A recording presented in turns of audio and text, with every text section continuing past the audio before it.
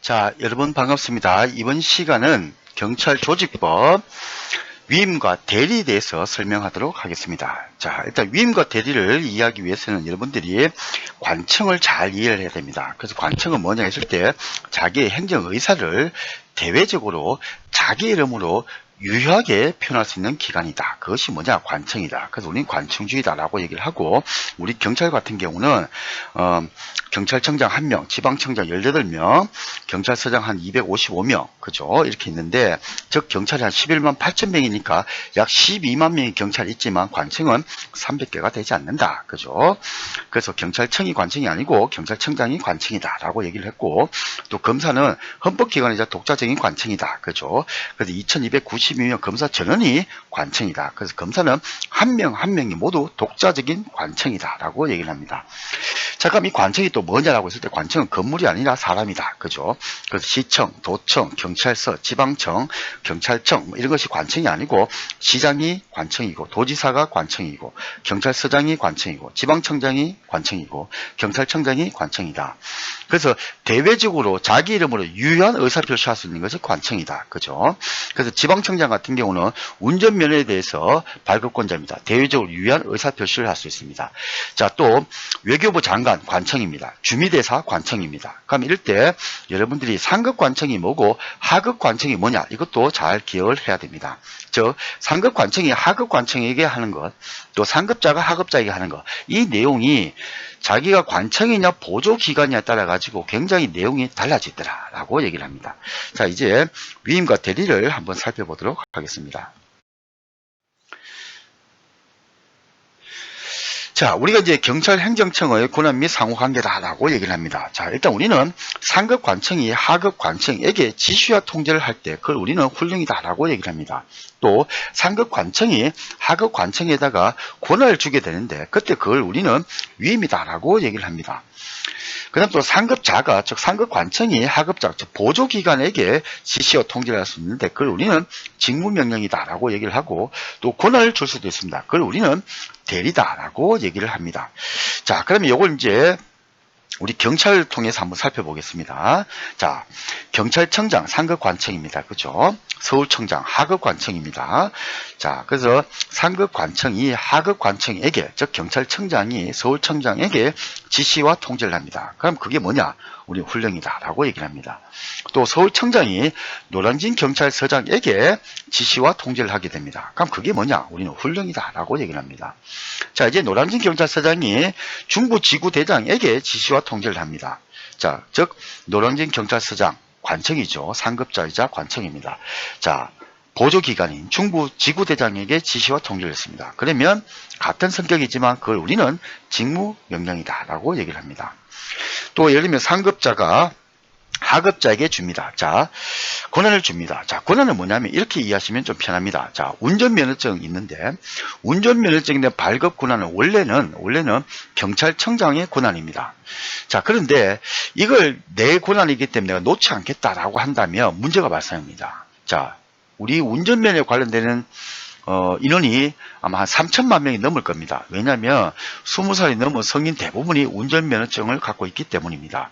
자, 그런데 만약 경찰청장이 재발급, 신규 발급 이런 업무를 놓지 않겠다 해버리면 아마 서울에 63빌딩을 세워도 그 업무를 감당하기가 힘들 겁니다. 왜냐? 3천만 명이 와야 되니까. 즉 제주도에서도 운전면허 따려고 하면 서울로 와야 되고, 거제도에서도 서울로 가야 되고, 창원에서도 서울 가야 되고, 그죠? 광주에서도 가야 되고, 너무 많은 문제가 발생하게 될 겁니다.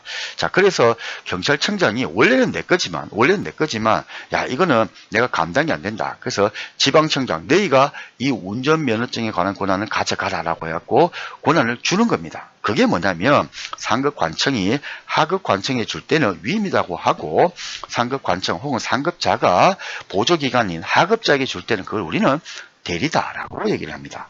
그래서 여러분들은 훈령하고 직무명령을 구별할 수 있어야 되고, 이거는 지시와 통제에 관한 내용이기 때문에, 두 번째는 권한에 대한 내용도 구별할 수가 있어야 됩니다. 즉 위임은 뭐고 대리가 뭔지. 자, 그래서 지금 요 PPT에서는 상급관청이 하급관청에게 지시와 통제를 했다. 즉 훈령이냐 직무명령이냐 이렇게 했을 때 훈령이라는 겁니다. 또 상급자 혹은 상급관청이 보조기관이 하급자에게 권한을 지시와 통제를 했다. 그럼 그것이 훈령이냐 직무명령이 했을 때 그건 직무명령이다. 또 상급관청이 하급관청에게 즉 경찰청장이 서울청장에게 권한을 줬다. 그러면 뭡니까? 그렇죠. 대리가 아니고 위임이다. 또 서울청장이 노량진 경찰서장에게 권한을 줬다. 그러면 이것도 역시 대리가 아니고 위임이다. 근데 노량진 경찰서장이 중부 지구대장에게 권한을 줬다. 그럼 그건 우리는 위임이 아니고 이번에는 대리다 라고 얘기를 합니다. 자, 그래서 여러분들은 일단 훈령과 직무명령을 구별하고 그리고 위임과 대리를 구별하면 좋겠습니다. 자, 그래서 이제 종합을 하자면 상급 관청이 하급 관청에게 하는 것이냐. 우리는 관청주이기 때문에 관청이 굉장히 중요하다라고 얘기를 했습니다. 자, 보조기관은 자기 이름으로 대외적으로 유의한 의사표시를 할 수 없다라고 얘기를 했습니다.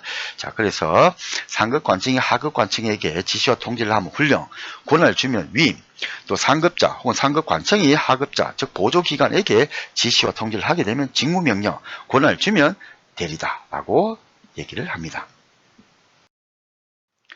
자, 이제 위임에 대해서 좀 더 자세히 살펴보겠습니다. 자, 위임은 권한을 주는 겁니다. 아까 제가 운전면허증 이걸 기억하시면 좋습니다. 자, 그래서 상급관청이 하급관청에게 지시와 통지를 하면 훈령이고 권한을 주면 위임이다. 근데 이 권한이 이전이 된다는 거죠. 위임은. 자, 그 첫 번째 특징은 위임은 반드시 상급관청이 하급관청에 주는 것이고, 자, 두 번째 반드시 법적 근거가 필요하다라고 얘기를 합니다. 자, 이건 무슨 말이냐면, 자, 운전면허증에 대한 권한을 어느 날 A라는 경찰청장이 자 이거 지방청이 다 줘 했는데 B라는 경찰청장이 와가지고 야 그걸 왜 줬어 다시 받아와 이렇게 해버리면 행정의 일관성 행정의 예측 가능성이 사라져 버립니다. 자, 그래서 위임은 권한이 넘어가는 거기 때문에 권한이 넘어가는데 반드시 법적 근거가 필요하다. 왜? 권한이 넘어가는 건 무슨 말이냐? 자, 제가 이제 경남에서 경남지방경찰청장이 발급한 운전면허증을 갖고 있습니다. 자, 근데 제가 일종 대형면허 시험을 봐가지고 합격을 했습니다. 자, 근데 일종 대형면허가 나와야 되는데 일종 대형면허가 안 나와 또 일종 보통면허가 나온 겁니다. 그러면 제가 굉장히 불이익이 크니까 소송을 제기를 해야 될 겁니다. 그죠? 자, 그러면 제가 법을 좀 알아가지고 이것은 원래는 경찰청장의 권한이었다라는 것을 제가 알고 있습니다. 자, 그런데 소송 제기를 경찰청장을 상대로 소송 제기를 할 것이냐 아니면 경남지방경찰청장을 상대로 소송 제기를 할 것이냐 이게 문제가 된다는 거죠. 그러니까 이때 권한은 법적 근거에 의해서 하급관청에게 넘어갔기 때문에 이제 지방청장을 상대로 소송 제기를 해야 된다라고 얘기를 합니다. 그게 이제 권한의 이전이 있는 것이다라고 얘기를 합니다. 자, 이제 중요사항과 전부위임이 불가하다라고 얘기를 합니다. 자, 이 위임은 중요사항과 전부위임이다. 이것도 좀 어려운 개념인데, 자, 이것도 이렇게 한번 보죠. 자, 지금 우리 이제 경찰학과가 있는데, 갑자기 우리 경남대학교에서 경남도하고 셉테드라고 해가지고 환경 설계를 통한 범죄 예방, 여기에 대해가지고 협약을 맺었습니다. 자, 근데 이건 우리 경찰학과가 한 게 아니죠. 경남대학교가 한 겁니다. 그죠? 근데 이제 우리 경남대학교 입장에서는 이런 셉테드에 대해 갖고 모릅니다. 어떻게 해야 될지. 그래서 우리 경찰학과에게 자, 경찰학과 교수를 잘 아니까 실무를 담당하시오라고 해가지고 저희가 그 일을 막 하고 있었습니다. 자, 그런데 어느 날 보니까 저희가 마음대로 예산도 쓰고 인원도 막 늘리고 하는 겁니다. 그럼 본부에서 봤을 때는 이 말이 안 되죠. 그 통제를 할 겁니다. 예산을 스탑해라. 또 인력 충원 그만해라. 이렇게 할 겁니다. 그죠? 자, 이런 게 뭐냐면 제가 권한을 주지만 이걸 다 줘버리면 원래 자기 것이지 권한을 위임받는 게 아니라는 거죠. 저 무슨 말이냐면 지금 우리가 경찰학과에서 이번에는 반대로 저희가 자체적으로 경남도청하고 협약식을 맺었습니다. 자, 그래서 이제 셉테드 사업을 하고 있습니다. 그런데 갑자기 우리 경남대학교에서 콩나라 판나라 막 얘기를 하는 겁니다. 인력 안 된다. 예산은 그만 써라. 이렇게 하는 겁니다. 그럼 우리가 당연히 반발을 하겠죠. 아니 이것들이 우리가 지금 힘들어서 땄는데 왜 너 본부가 간섭을 하느냐라고 제항을 하겠죠. 자, 그거라는 겁니다. 자, 그래서 원래 애초에 우리 경찰학과였겠다. 그러면은 이건 원래 우리 고유의 일이기 때문에 간섭할 필요가 없습니다. 그죠? 근데 이거 원래는 우리 게 아니고 학교 거라는 거죠. 경남대학교라는 거죠. 그러니까 경남대학교 입장에서는 본부 입장에서는 끈을 하나 낚시줄까지 하나 코를 딱 꿰놓고 이게 중요사항이라든지 전부는 안 준다는 겁니다. 이게. 그래서 이걸 가만히 생각해보면 맞겠죠. 원래 여러분이 돈을 갖다가 이제 예를 들면은 친구들하고 밥을 먹는데 여러분 오늘 밥을 하면 쏘기로 한 겁니다. 이게. 그래서 계산은 여러분이 하는데 생색은 엄한 친구가 내고 있어요. 이게. 그럼 여러분이 봤을 때는 아니 뭐 하는 짓이야. 돈은 내가 내는데 왜 칭찬은 네가 받아 이렇게 생각할 수 있겠죠. 그죠? 그래서 중요 사항과 전부는 안 준다는 겁니다. 핵심은 내가 갖고 있는. 그러면 여러분이 그래 네가 그렇게 네가 공지사 한다 이거지. 그럼 네가 계산해. 내가 계산 안 할 거야. 이렇게 한다는 거죠. 이게.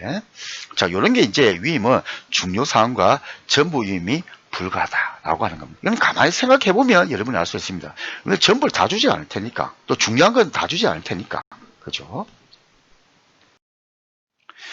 자, 이번에 이제 권한의 대리입니다. 자, 대리는 경찰 공무원에 대한 경찰청 직무대리 운영규칙, 이거 훈령이 있는데, 이런 게 있습니다. 자, 상급자가 이제 하급자, 즉, 상급 보조기관이 하급 보조기관에게 줄 수도 있습니다. 그러니까 예를 들면은, 경찰로 치면, 경남지방경찰청장이 제1부장에게 권한을 주고 이렇게 한다. 이렇게 보셔도 됩니다.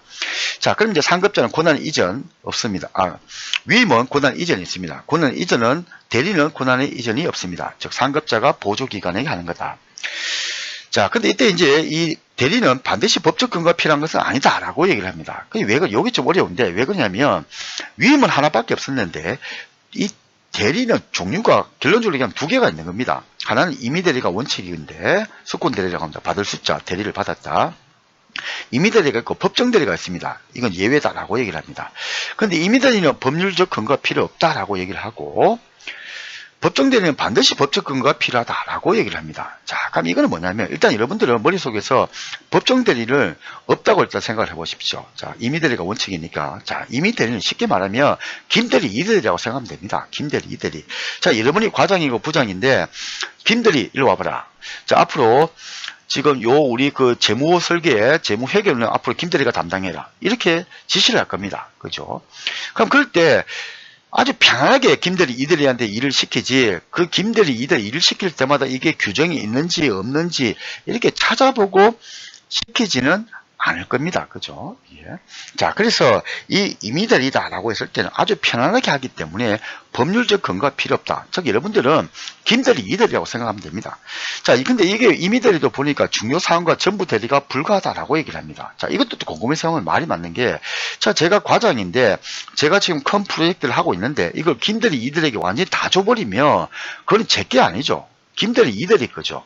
오히려 좀 전에 얘기한 것처럼 경찰학과가 막 일을 하고 있는데 본부에서 간섭을 하면 야, 우리가 힘들겠다는 프로젝트에 너가 왜 간섭해? 라고 우리가 저항을 할 겁니다. 근데 원래 본부 거 있는데 저희가 그 일을 하고 있다. 본부에서 예를 들면 뭐 총장님이 우리 경찰학과에가 셉테드를 해라 라고 하고 우리가 열심히 하고 있다. 자, 그런데 우리가 돈도 막 낭비하고 그 조교도 함부로 막 사용하고 이렇게 하는 겁니다. 그럼 본부가 봤을 때는 그렇게 하지 말아라고 간섭을 할 수 있겠죠. 그죠? 그게 뭐냐? 중요 사항과 전부 대리는 불가하다. 즉, 주지 않는다. 핵심적인 건 주지 않는다. 이렇게 보십니다. 임의대리하고 수권대리 같은 말인데, 거기에서는. 그래서 여러분들은 임의대리, 법률적 근거가 필요 없다. 왜냐? 김대리, 이대리한테, 그죠? 마음대로 시키기 때문에. 자, 근데 법정대리는 반드시 법적 근거가 필요하고 중요사항과 전부 대리가 가능하다라고 얘기를 합니다.